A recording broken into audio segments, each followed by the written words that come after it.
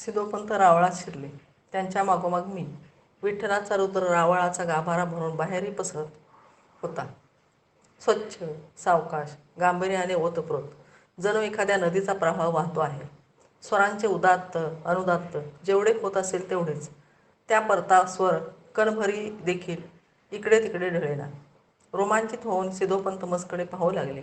म्या स्मित मुखाने त्यास प्रतिसाद दिला. बराच वेळ तो नाद ऐकत ते उभे राहिले. त्यांची समाधी लागली. ती ढवळवणे माझ्या मनास आले नाही. मी उकाट्याने रावळाबाहेर शिरलो आणि देवापुढे रावळी शिरलो आणि देवापुढे ध्यानस्थ राहिलो. थोडक्या वेळाने रुद्र आटोपल्यावरी मी आणि विठ्ठल बाहेरही आलो. देवळा शेजारच्या ओवरीत आमचे गाभार ठेवले. ओवरी झाडून काढली. कांबळे हांतरीत म्या विठ्ठलास पुसले. एक सांगाल काय? प्रश्नार्थक मुद्रेने विठ्ठल मजकडे पाहू लागला. म्या हसून म्हटले, ईश्वरीय संकेत मज कळीत नाहीत. तुम्हास कळता ते काय? आश्चर्य करीत विठ्ठलाने पुसले. कोण्या संकेताविषयी बोलत आहात? आज इंद्रायणीवरी मज कन्याकुमारीचे पुनर्दर्शन घडले. हुंकार देत विठ्ठल उगामुगा राहिला. म्या बळेबळे म्हटले, तुम्ही तिचकडे पाहिले नाही काय? किती देवाघरचे जीव प्रातःकाळीच दिसले. स्मरण कोणाकोणाचे ठेवावे? नव्हे विठ्ठलपंत. ऐसे रुपडे, इतके सौम्य, इतके सुभग सृष्टीकर्ता हेतुपूर्वकच रचित असतो. तो डोईवरी पाटी घेऊन एक गडी आम्हा शोधित आला. बोलला की शिदू काकांनी शिदा धाडला आहे. पाहिले तर अवघे स्वयंपाकाचे साहित्य, 10-20 आंबे. विठ्ठल बोलला, हे कशासाठी? चव घरी मागून आणले असते. म्या म्हटले, हे पहा, आपण कोणास धाडून द्यायला सांगितले नव्हते. ते जर आयाचीत आले तर नाकारू नये. सायंकाळी इंद्रायणीवर जाऊन बसलो. सायं संध्या आटोपून विठ्ठलाने उपनिषद म्हणणे सुरू केले. गुरे नदीवर पाणी पिऊन परतत होती. त्यामागे गुराखे. 4-2 जणी येऊन पाण्याच्या खेपा घेऊन गेल्या. एक बापया घाटावर स्नान करून परतला. विठ्ठलाचे म्हणणे सुरूच होते. त्याच्या पटनात विक्षेप आला नाही. पाण्यात पाय सोडून बसलो. सिद्धोपंत येऊन पोचले. अंगी काढून मार्जन करीत त्यांनी सायंसंध्या उरकली. एकीकडे गायत्री जपत असता त्यांचे लक्ष मात्र विठ्ठलाच्या पाठाकडे होते. ते संपल्यावरी त्याने शिवमहिन्मास प्रारंभ केला.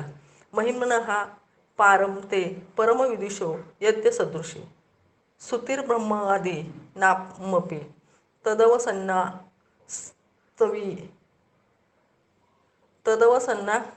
सत्वीय गिरहा अथावाच्य हा सर्व हा स्वमती परिणामावधी गृणन मम प्याश्च हा स्तोत्रे हर निरपवाद हा परिकर हा. इत्येषा वाङ्मयी पूजा संपल्यावरी पुन्हा हा मार्जन करून विठ्ठल घाटावर येत आहे. तो सिद्धोपंताने पुसले. भोजन व्यवस्थित झाले ना? विठ्ठल संकोचित बोलला. झालेच, पण बोला की. उणे तर पडले नाही? नव्हे, साहित्य उरलेच. पण आम्ही परिभ्रामक प्रतिदिनी कोराण करून त्यावरी निर्वाह करीतो. आपण वृथाच कष्ट घेऊन असे पहा विठ्ठलपंत की एक ब्राह्मणाचे घरे 2च. कोराण काय केले आणि एका घरून तुम्हाला सामुग्री आली काय? दोन्हीचा अर्थ एकच. ते असो. आमचे स्थळ कसे वाटले? सिद्धेश्वर शांत पवित्र आहे. नदीकाठ निरामय आहे. लहानगा घाट नेटका आहे. वृक्षवल्ली मनाजोगी आहे. ते देव किती पुराणा. आमच्या 10-20 पिढ्या ते येच स्थळीच झाल्या. त्याही पूर्वी कित्येक वर्षे मंदिर येथेच आणि ऐसेच होते. पुराणांतरी देखील हे स्थळ तपश्चर्याभूमी या नावाने सुविख्यात होते. येत वरलीकडे एक प्रवाह इंद्रायणीस खेव देतो. पाहिलात काय? नाही तर ऊन काळातही करंगळी ऐसी धार वाहत असते. त्या प्रवाहास भागीरथी म्हणतात. इंद्रायणीस ती मिळते. ते संगमस्थळ अतिपवित्र म्हणून सुविख्यात. ही सिद्धेश्वराच्या डाव्या अंगास असलेली अजन वृक्षांची वाटिका ऐसे अन्यत्र कोठेही नाही. सिद्धोपंत सांगत गेले. आम्ही निर्भर होऊन ऐकत राहिलो. वक्ता आपल्या जन्मस्थळाच्या भक्तीने गदगद होऊन बोलत होता. श्रोते दोघेही सशब्द होते. असे ते अलकावतीचे गुणसंकीर्तन कित्येक काळपर्यंत चालले. उठतावेळी सिद्धोपंत बोलले, आपणा दोघांस एक प्रार्थना आहे. आज्ञा व्हावी. येत राहायचा विचार आहे. तोवरी मजघरी भोजनास येत असावे. मजघरचे अन्न हा सिद्धेश्वराचाच प्रसाद समजावा. आम्हापैकी कोणीच उत्तर दिले नाही. आग्रहपूर्वक सिद्धोपंत बोलले, आपणास संकोच करण्यास किमपि कारण नाही. आम्ही काही संन्यासी नव्हे की भिक्षाटनावरच जगले पाहिजे. दंड विठ्ठलपंत कुलकर्णी, मीही कुलकर्णी. दोघांची वृत्ती एकच. तेव्हा ना म्हणू नये. यावरी म्या उत्तर दिले, तथास्तु. आपणा घरीच भोजनास येत असू. आपण निश्चिंत असावे. दुसऱ्या दिवशी सूर्योदयापूर्वी दोघेही इंद्रायणीवर पोहोचलो. स्नानादी नित्यकर्म सुरू केले. वाट तर मी सिद्धोपंतांची पाहत होतो, पण त्याऐवजी मायलेकी दोघी आल्या. मोठ्या संकोचाने विठ्ठल पात्रात थोडा दूर जाऊन तेथे अघम अघमर्षण आदी करू लागला. मी घाटावरीच संध्यावंदन करत आहे. तोवरी मायलेकीने इंद्रायणीत अंगी धुतली. काहीशी कृश अशी रुक्मिणीची माय एकीकडे देवाचे म्हणत होती, एकीकडे विठ्ठलास न जाणवेलसे त्याचे वागणे करणे निरखित होती. दोघीही कळशा भरून परतल्या. मी त्यांचे जाणे लक्षित होतो. चालणे स्थिर होते. त्यात चांचल्याचा लवलेश नव्हता. कुणी शापभ्रष्ट देवता इंद्रायणी तट पवित्र करण्यासाठी या प्रातःकाली येथे अवतरल्या आहेत असे भासत होते. आज स्वयंपाकाचे रांधावाड नव्हते, त्यामुळे विठ्ठलाने ओरीत भिंतीशी बैसून अवघ्या पाठांतराची आवृत्ती कराव्यास प्रारंभ केला. चरपट पंजरिका, द्वादश पंजरिका, हस्तामलक स्तोत्र, दक्षिणमूर्तक अष्टक असे काय काय तो म्हणत राहिला. त्यास हे एवढे कंठगत असेलसे मज ठावे नव्हते. सूर्य माध्यानेस आला आणि स्वतः सिद्धोपंत हाती पळी पंचात्री घेऊन बोलावून आले. चालायचे. दोघे त्यामागा चालू लागलो. अजान वृक्ष वाटिकेतून पैल वाटेस लागलो. गावकुसाचा उंबरठा ओलांडीत 2 बाजूंची घरे न्याहाळीत कुलकर्ण्यांच्या वाड्यात प्रवेश केला. सुबक सारवलेले अंगण, एका हातास गाईचा गोठा, त्यात एक पुष्ट देखणे वासरू बसलेले, तुळशी वृंदावनापलीकडील ओसरीत पावले टेकण्याआधी पायऱ्यास गंगाळ पाणी ठेवले होते. त्याने पाय धुतले. ओसरी पैस होती. कोनाड्यात कुलकर्ण्यांचे बांधून ठेवलेले शेजारी म्हशीचा बुदला आणि 4-6 बोरू भिंती लक्क सारवल्या होत्या. खालते बसकर अंतरले होते. त्यावरी सिद्धोपंती बैसविले. म्हणाले, वाडवडिलांचे घर आहे, बहुत जुने. आम्ही दोघे आहोत, तोवरी याची ओझ राखली जाईल. मागा काय होते ते सर्वेश्वर जाणे. या एकुलते वेगळे आम्हास कोणी नाही. एक तिची चिंता आहे. आपले आपणच मानू नये, पण नक्षत्रासारखी मूल सद्गुणी ती कोठे पडेल, काय तिचे होईल. म्या म्हटले, आपण चिंता करू नये. देवाने हिचा वर कोठे ना कोठे जन्मास घातलाच असेल. वेळ आली की आपणहून तो चालून येईल, दारात उभा ठाकेल. सिद्धोपंतांनी रुक्मिणीस हाक मारीत म्हटले, ए मयो, देवासारखे अतिथी आले आहे ती, त्यास नमस्कार कर. रुक्मिणी आली. जणू अवघी ओसरी प्रकाशाने ढवळून निघाले. आपल्या सर्वांगाचा ठाईस संकोच करीत ती मजपाशी आली. वाकून तिना नमस्कार केला. म्या सौभाग्यवती भव असा आशीर्वाद दिला. विठ्ठलासमोरी ती वागताच तिचकडे न पाहता तो काही पुटपुटला. शेवटी बापास नमस्कार करून मंद गतीने ती दाराआड झाली. मात्र तिचं पाठोपाठ एक सावळी चुणचुणीत मुलगी तीच एवढीच दाराजवळून आम्हाकडे पाहत राहिली. सिद्धोपंतांनी पुसले, विठ्ठलपंत आपणास आगे मागे कोणी नाही, मी एकटाच. अरे, बापाने अनुज्ञा कशी दिली? नको म्हणत होते. माय तर बहुत कष्टी झाली. मग तीर्थे पाहायची अति आवड. बालपणापासूनच अध्ययनासाठी प्रतिष्ठानी होतो. पंचक्रोशीची प्रदक्षिणा केली. बरोबरी जे विद्यार्थी त्याही मज बोल लाविला की विद्यार्थ्याने एका जागी असावे. अध्ययनी अंतराय येऊ देऊ नये. माझे नम्र मत ऐसे की हिंडता भटकता पाठांतराची आवृत्ती अति नेटक होते. पायातळी वाट असते, मुखावाटे ओळी निघतात. मन त्या सरस्वतीच्या कल्लोळात हरपत असते. ऐसे मोठे सुख असते. सिद्धोपंत मोठ्या कौतिके विठ्ठलाची भावनिर्भर मुद्रा न्याहाळीत राहिले. आतून जणू विनाच झंकारले. काका वाय पुसते, अन्नशुद्धी वाढायची तेवढी ठेवली आहे. तातडी करून सिद्धोपंत म्हणाले, मज भानच राहिले नाही, चालायचे. त्यांनी आम्हास नेसायास 2 धाबळ्या दिल्या. आपण सोवळे नेसले. आत वाढलेला कागबळी कौलावर टाकला. आम्हास पाटावर बैसविले. समोर आपण बैसले. म्हणू लागले, यंतु नद्यो वर्षंतु पर्जन्याहा. आम्ही त्यांच्या स्वरात स्वर मिसळले. रुक्मिणी तुपाचे घेऊन आली. अति हळुवारपणे तिने तिघांच्या पात्रावर अन्नशुद्धी वाढली. सिद्धोपंत म्हणाले, प्रारंभ करावा. प्राणाहुती घेऊन आम्ही भोजन आरंभले.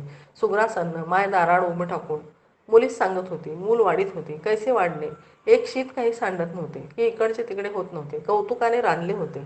कौतुकाचे जीव बैसले होते. बहुता दिवसांनी इतके सुग्रासन्न लाभले होते. तेही लक्ष्मीच्या अपरूपाकडून वाढले जात होते. गोविंद गोविंद म्हणता भोजन संपले. उठलो. आचवून पुन्हा ओसेवरी जाऊन बसलो. म्या म्हटले, आज कित्येक दिवसांनी इतकी तृप्ती झाली.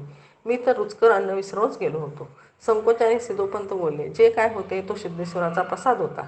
गोड मानून घेतलात. पण तुम्हा दोघांपैकी रांधतो कोण? विठ्ठलाकडे बोट दाखवीत मी बोललो, करता सवरता सर्व विठ्ठल. मी परब्रह्मासारखा निर्गुण निर्विकार. मज चुलाना खालते जाळ देखील लोटता येत नाही. परवाची गोड. नारायणगावीच्या रानात उतरलो होतो. 3 धोंडे मांडून त्यावरी बोगोन्यात भात रांधू घातला होता. विठ्ठलपंत म्हणाले की ओढ्यावरून पाणी घेऊन येतो. इंधन विजले तर सरसे करा. करू लागलो तो 3 धोंड्यांपैकी एक स्वस्थान सोडून दिगंतरास चालला. मग एकीकडे हात भाजत होते, एकीकडे खालते लवणलेले अन्नब्रह्म पुनरपी बघण्यात स्थानापन्न करीत होतो. विठ्ठल तोंड खालते करून हसत होता. माझे ध्यानी आले, दाराआड ही हसू फुटले आहे. हास्य लपवण्यासाठी मुखावर ठेवलेला हात एका अंगास करीत सिद्धोपंत बोलले, ते असो बरे का. आम्हा घरी पंढरीची वारी आहे. आमचे दैवत पुंडलिक वरदा विठ्ठल आहे. यावरून नाना क्षेत्रांच्या गोष्टी निघाला. जनस्थितीची चर्चा सुरू झाली. तीत हा वेळपर्यंत मौन असलेल्या विठ्ठलाने भाग घेतला. म्हणाला, दुःख एका गोष्टीचे आहे. आपापल्या दैवतांचा अभिनिवेश पराकोटीस पोचला आहे. शैव वैष्णवांचा तिटकारा करतात ते, तर वैष्णव शैवांचे मुखावलोकन करीनात. सिद्धोपंती अनुमती दर्शवत म्हटले, हे मात्र अगदी खरे.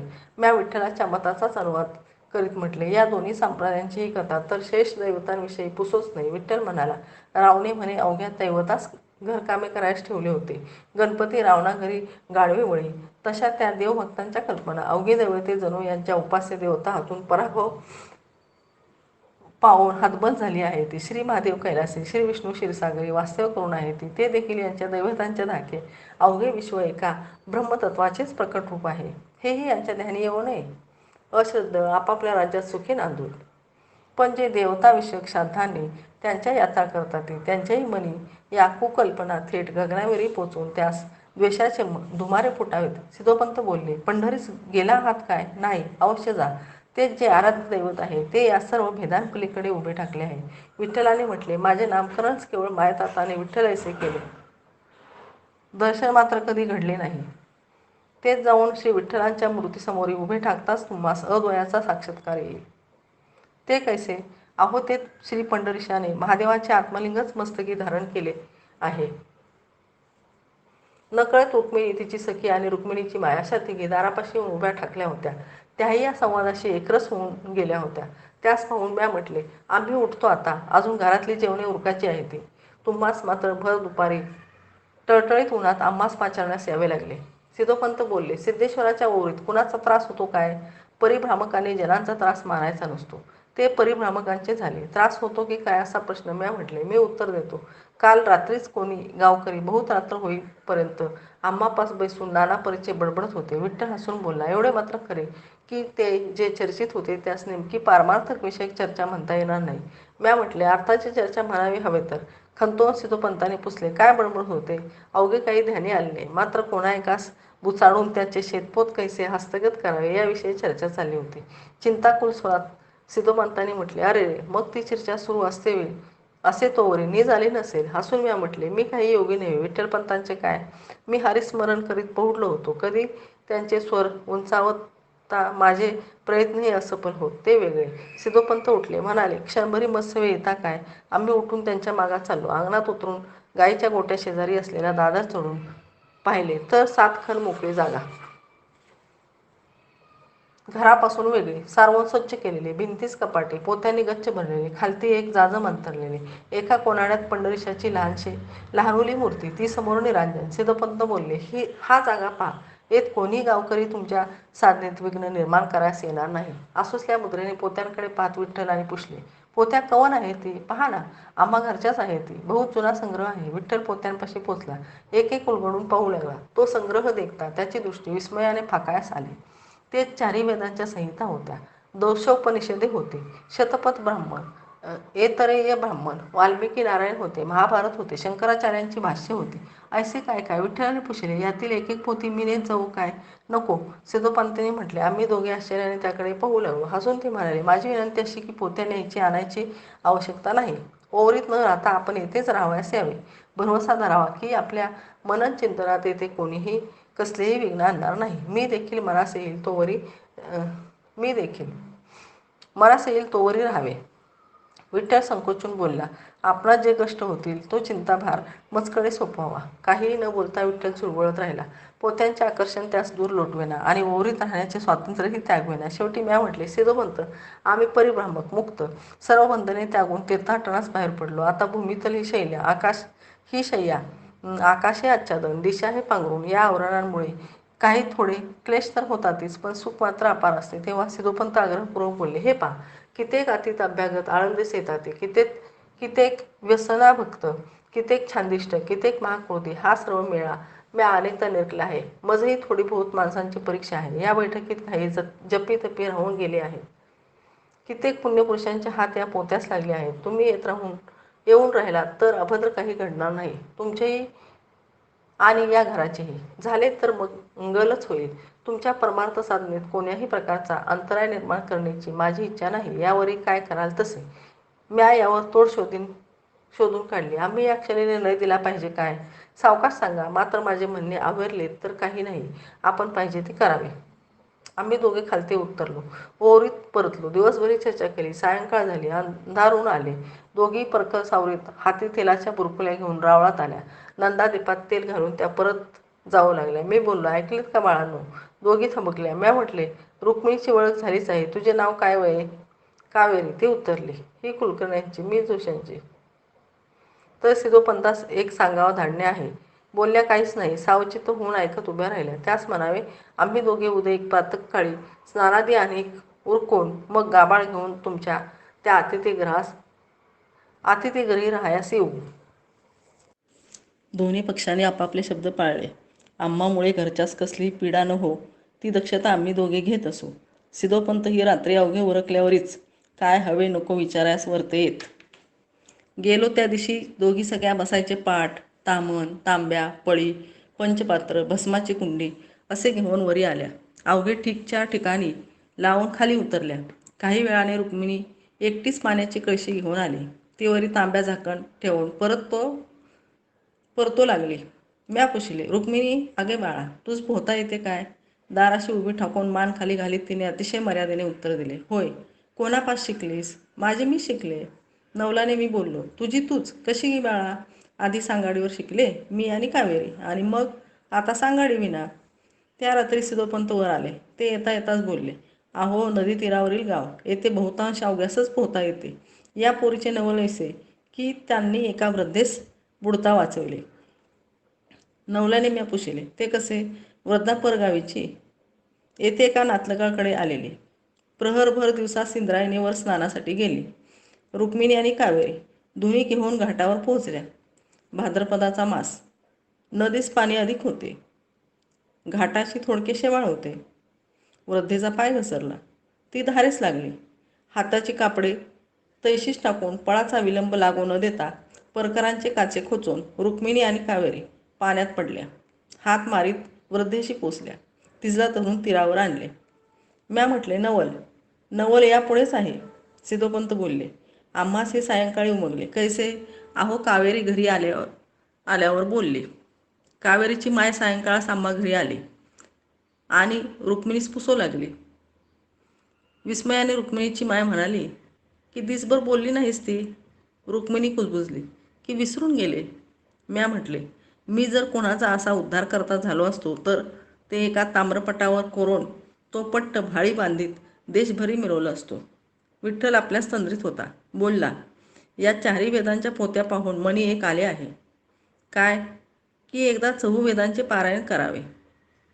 म्या यजुसंहिता थोडकी म्हटली आहे, पण पुढा कोणी गुरु न मिळाल्याने ते तैसेच राहिले. येत ही संहिता संपूर्ण म्हटलेला कोणी नाही. आमचे जोशी आहे ते, पण पौराहित्या वेगळे त्यास काही अवगत नाही. तुम्हास पारायण करणे असेल तर सुखनेव करावे. शुभस्य शीघ्रम, उदयिकच प्रारंभ करावा. विठ्ठलाने मजपाशी कानगोष्ट केली.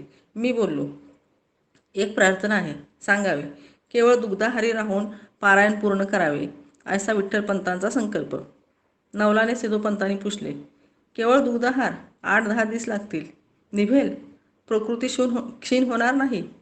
विठ्ठलाने म्हटले, आधी तर माझ्या मनी होते की दुग्धहारही करू नये, केवळ जलपान करीत जावे. पण शरीर चालले पाहिजे, म्हणून दुग्धाहाराचे योजिले. कौतुकपूर्ण स्वरात सिद्धोपंत बोलले, चिंता कसलीही करू नका. गावंडे गाव असले तरी दुग्धासुने पडणार नाही. हवे तितके काही उपलब्ध होईल. या परते काय हवे ते सांगा. आपला आशीर्वाद. गदगदल्या स्वरे सिद्धोपंत म्हणाले, आशीर्वाद सिद्धेश्वराचा. उदयिक प्रातःकाळपासून दुसरे दिवशी आम्ही इंद्रायणीवरून आणिके उरकून परततो आहोत तोवरी स्थळ झाडून सारवून लख्ख अतिसुबक रांगोळी काढलेली. बसायास कुशासन, मृगचर्म, धूतवस्त्राची घडी, पोथीसाठी चौरंग, पुष्पे, बेल, दुर्वांकाराची जुडी असे पूजा साहित्य, धूप पात्री, खैराचे झळाळते इंगळ, धूप ऐशी अवघी सिद्धता. आम्ही येताच सिद्धोपंत वरी आले, पुसले. हे साहित्य पहा आणि काही हवे असेल तर सांगा. भरून येऊन विठ्ठल बोलला, छे छे, एवढ्याही उपचारांची अपेक्षा नव्हती. ऐसे कैसे व्हायचे ते सर्व यथाशास्त्र, येथा ऋणाचार व्हावयास हवे. विठ्ठलाने आधी कृकपारायण योजले होते. ऋग्वेदाची पोथी त्याने हुडकून काढली, ती चौरंगावर मांडली, पूजा केली. नंतर उठून सिद्धपंतास आणि मज नमस्कार करून प्रारंभ केला. वाङ्मे मनसी प्रतिष्ठिता, शांतीपाठ उरकून त्याने संहितापाठ प्रारंभिला. ओम अग्निमीळे पुरोहितम यज्ञस्य देवमृत्युजम होतारम रत्नधातम मम. 2 प्रहर उलटून गेले. रुक्मिणी दुधाची चरवी आणि पेला घेऊन वर आली. विठ्ठलास नमस्कार. वरासवे वराड्यासी लेणी लुगडी तसा मलाही एक नमस्कार. मग शब्द न बोलता ती खालती गेली. विठ्ठल संहिता पाठात रंगलेला. त्याचे लक्ष नाही की कोण येते आहे, काय करीत आहे. सायंकाळी दूध घेऊन स्वतः सिद्धोपंत बोलले, दिसभरी निखळ शांतता लाभली ना? विठ्ठलाने म्हटले, होय. अहो लहानसे गाव, तुम्ही वेद पारायण करणार ही वार्ता क्षणात चौमुख झाली. आम्हास वेद दर्शनास येऊन यावे असे अनेकांचे म्हणणे. म्या निग्रहाने म्हटले की तुम्हास जे काय करायचे ते शेवटील दिशी करा. संहिताची पूजा करा, वेद पाठकास यथाशक्ती पानफूल द्या, त्यास वाजत गाजत सिद्धेश्वर दर्शनास न्या. संकोचाने अगदी लहान होत विठ्ठलाने म्हटले, एवढे काय अपूर्व घडते आहे? काही नाही, केवळ मी संहिता पारायण करीत आहे. ते एवढे पुजायास नावजायास कशाला पाहिजे? कृपया आपण हे सर्व नाकारावे. मज या उच्चारांचा अगदी कंटाळा आहे. यावर मी म्हणालो, हे तुमचे झाले विठ्ठलपंत. येरासी उपचारांमुळे काही आनंद उल्हास होत नाही, पण चौही वेदांचे पारायण घडते आहे. हा एक नवलयोग आहे. तन्निमित्ते जर 4 चौजण येतील, वेद भगवानाची पूजा करतील, पत्रपुष्प वाहतील, तर तुम्ही नाकारू नये. विठ्ठल पुटपुटला. माझे म्हणणे इतकेच की पण हे सर्व शेवटील दिवशी पारायण संपल्यावरी. तोवरी निर्विघ्नपणे हसत सिद्धपंत बोलले, चिंता करू नका, तुम्हास उपद्रव होईल असे काही घडू देणार नाही. दुसऱ्या दिवशी आम्ही इंद्रायणीवरून परतोत आहोत. तो मायल की विठ्ठल बसे ती जागा सारवून बसायचे मांडीत असलेल्या. आम्हास पाहताच संकोचल्या. म्या म्हटले, तुम्ही तुमचे चालू द्या, आम्हास घाई कसलीच नाही. माय फुटफुटली, उरकलेच. रुक्मिणी 4 रांगोळी गाखून घे. तेव्हा ध्यानी आले की आदली दिवशी इतकी नेटक रांगोळी कोणी काढली होती. रांगोळी कशाची? जणू कुणी चित्रकाराने ती चित्र रेखिले होते. केवळ नवल करीत राहिलो. म्हणालो, बाळा रुक्मिणी, ही इतकी सुबक रांगोळी कोणी शिकवली तुझला? ती संकोचित पुटपुटली, मायने. जणू आपल्याशीच कुजबुजावे तशी रुक्मिणीची माय बोलली. म्या केवळ दाविले की ऐसे ऐसे येर सर्व फुलवरा ही चांगीचाच. हे ऐसे येणेप्रमाणे नित्यशः चालले. 4थ्या दिवशी सायंकाळी दोघी सखी दादर चढून वर आल्या. कावेरी मज बोलली, माझ्या बापांनी पुसले आहे की आज रात्री मी गाठ घ्यायास येऊ काय? मी बोललो, ग्रामजोशी ना, येईनात का? सुखने व येऊ दे. रात्री सिद्धोपंतांसहित जोशी आले. आम्ही उठून त्यांचे स्वागत केले. बसत ते बोलले, सिद्धोपंतांनी सांगितले वेदांचे पारायण करतात म्हणून. म्या विठ्ठलाकडे बोट दावीत म्हटले, मी नव्हे हे. संहिता कोठे म्हटलीत?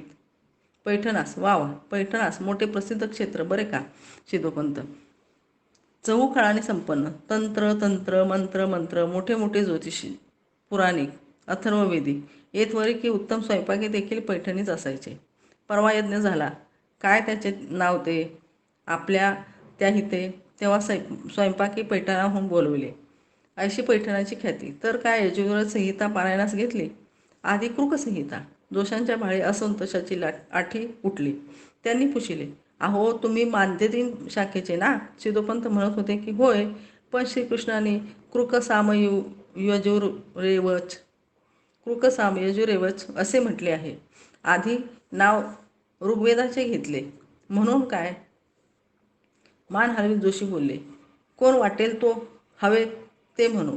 आपल्यास त्या सवे काय काज? आपण जजू. तेव्हा पारायणादी करायचे ते यजुर्वेदाचे करा. ऋग्वेदाशी आपणास काहीच कर्तव्य नाही. विठ्ठल अवघडून मौन झाला. म्या म्हटले, 4ही वेद एका भगवंताचेच निश्वासित ना? असे ना. अहो भगवंताच्याच 18 सहस्र स्त्रिया, म्हणून काही आपण त्यास कवटाळ्यास जात नाही. आपले ते खरे. जोशी आडवाट असे आडवाटात शिरू लागले. तेव्हा मी बोललो, आता ऋग्वेद संहितेचे पारायण सुरू केलेच आहे. तेव्हा ते पुरे झाल्यावरी बंद करा. फुकाच काय पाण्यावर काठ्या मारीत बसायचे. वाळूच्या ढिगावर लघुशंका करावी तैसे ते. मधही रागच आला. म्हणालो, कवनाचा अनादर करणे नाही, पण वेदांविषयी बोलताना थोडके आदरपूर्वक. भडकून जोशी बोलले, कोणाविषयी काय बोलावे? त्याची शीख तुम्हापाशी घ्यायची गरज नाही. कोणीही भटक्याने यावे आणि आम्हास शहाणीव शिकवावी, एवढे दुर्बळ आम्ही झालो नाही. सिद्धोपंतांनी त्यांची समजूत काढीत म्हटले, कोणी तुम्हास काही शिकवू पाहत नाही. त्यांचे म्हणणे इतकेच की प्रारंभ केलाच आहे तेव्हा आम्ही म्हणतो की तुम्ही तरी प्रारंभ करूच काय म्हणून दिला. हे असे विपरीत आचरण तुम्हा घरी करवीत आहात ते काय म्हणून आम्हास तर पुसायचे होते. आम्ही तर जिथे होतोच की. दोषास विजवावयास बराच प्रयत्न करावा लागला. शेवटी काय हवे ते का करेना असे म्हणून ते उठून गेले. त्यास खालते घालून सिद्धोपंत पुन्हा आले. म्हणाले, यासाठी मी कोणाशी येऊ देत नव्हतो. खांतावून म्या म्हटले, हे इतुके होईल असे माझ्या ध्यानी नव्हते आले. त्यामुळे म्या कावेरीस त्यास येवो दे म्हटले. असो, या विक्षेपामुळे खंतावायची गरज नाही. आपले आरब्ध आपण निष्ठेने करायचे. विठ्ठल शांतपणे बोलला, खंतवावे कशासाठी? एवढेच की विपरीत कल्पनांमुळे आम्ही किती लहान झालो आहोत ते ध्यानी आले. नित्याप्रमाणे विठ्ठलाचे पारायण प्रारंभ झाले. 2 प्रहर भरले आणि दूध घेऊन रुक्मिणी आले. ती सवे कावेरी. दुधाचे ठेवून त्या दोघी भिंतीशी उभ्या ठाकल्या, दोन्ही हात मागे घेऊन, अंगठ्याने भुई टोकरीत. कावेरी रुक्मिणीस ढोशीत खुणावू लागली की तूच सांग. ती ते नाकारत होती. त्या दोघी कन्यांचे ते लीळा विवरण पाहत होतो. शेवटी म्या पुसले, काय रुक्मिणी देवी, काय आज्ञा आहे? आपले ते मोठाले काळे काळे डोळे कावेरीवर रोखीत तिने खुणावले की आता तरी सांग. तशी कावेरी बोलली, काही नाही, काल रात्री जे वादंग झाले. म्या म्हटले, हां, त्यांचे काय? नव्हे, त्याने आपण दुःखी होऊ नये, ते विसरून जावे, आपले आरंभिले चालू द्यावे. आमचे तर चाललेच आहे कावेरी. मग बोलली रुक्मिणी, ही क्षमा मागायस आली आहे. म्या विठ्ठलाकडे पाहिले. तो गजबजून बोलला, छे छे, क्षमा मागायचे काय कारण? हे या जातीचे घडतच असते. आता बोलली कावेरी. ती म्हणाली, म्हणजे तुम्ही पारायण पुरे कराल ना? येथून जाणार नाही ना? स्मित करून म्या म्हटले, पारायण सरल्यावर तरी आम्हास जावेच लागेल कावेरी. एक कृष्णछाया रुक्मिणीच्या संकोचल्या मुद्रेवर ओळून आलीशी वाटली. त्या दोघी मंदपणे निघून गेल्या. कृक संहिता संपली. यजुसंहिता सुरू झाली. तिचे 39 अध्याय संपले. त्या रात्री नित्याप्रमाणे कुशलपुषणास आलो तेव्हा सिद्धोपंत बोलले, एक प्रार्थना आहे, आज्ञा म्हणावे. काही नाही, उदयिक संहिता संपेल. 40वा अध्याय ईशावास्य. तो पठण करीत असता श्रवणास या दोघी मुली, रुक्मिणीची मातोश्री, मी अशी 4-5 जणी आलो तर चालेल काय? काय म्हणून चालणार नाही, अवश्य मी यावे. दुसऱ्या दिवशी प्रहरभर दिसास ही अवघी वरी येऊन वेदपुरुषास नमस्कार करून समोर बसली. ते कुटुंब प्रथमच मी एकत्र बसलेले पाहिले. नुकती नहावून आली असल्याने रुक्मिणीने केसांचे एक गाठ मारून ते पाठीवर सोडले होते. तरी देखील केशांचे शेपूट भुईस स्पर्शत होते. विठ्ठलाने पारायण सुरू केले.